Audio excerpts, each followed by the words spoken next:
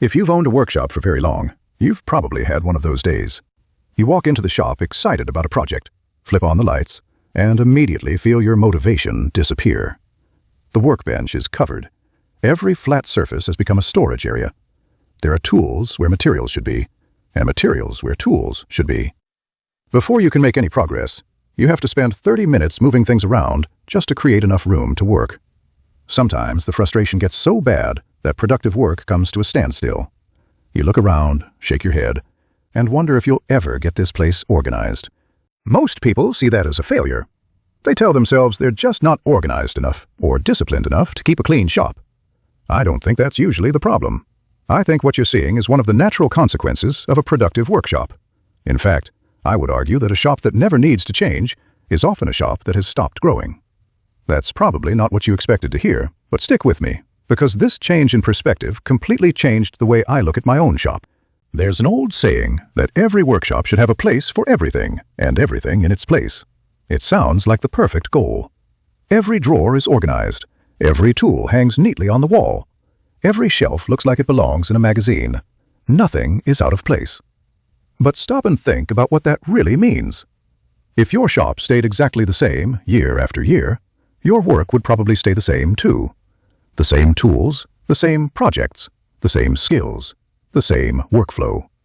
Real workshops don't work that way because real makers don't stay the same. We learn, we experiment, we buy new tools, we discover better methods, we take on projects we've never attempted before.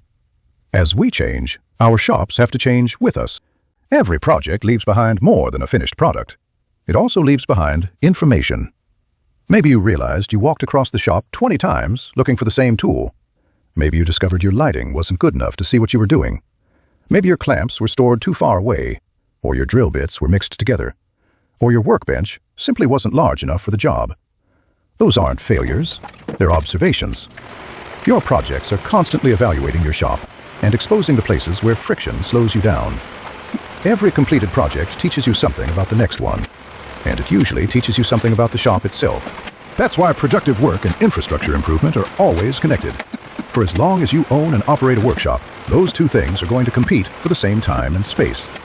Some weekends you'll build furniture, repair equipment, or finish a project you've been looking forward to. Other weekends you'll build shelves, install better lighting, rearrange storage, label drawers, or improve your workbench.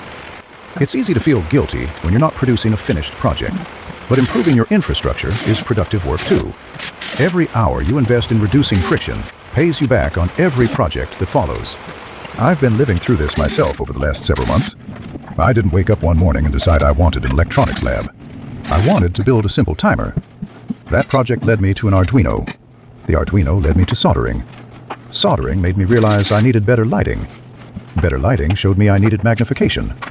Then came a microscope, storage for electronic components, a whiteboard for planning, French cleats for organizing tools, labeled storage boxes, and a better workspace that I could comfortably use for my wheelchair.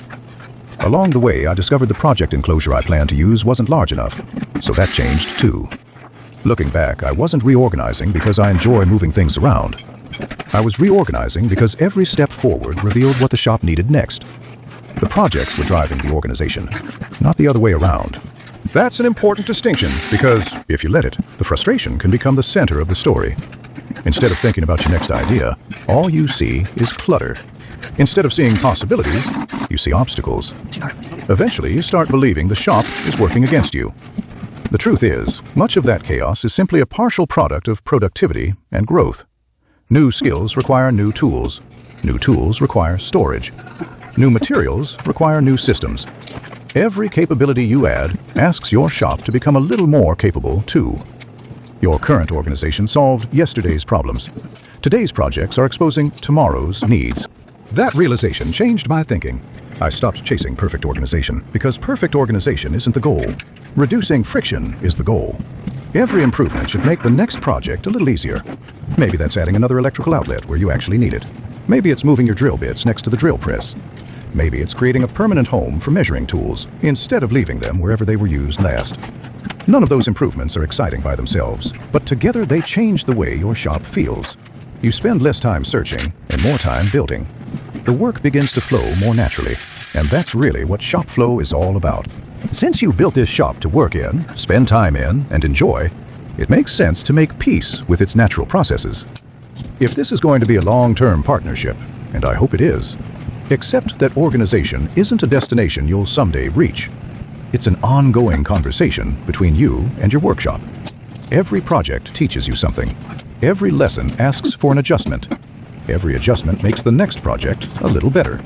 There will always be another shelf to build, another drawer to reorganize, another tool that needs a permanent home, and another workflow that could be improved.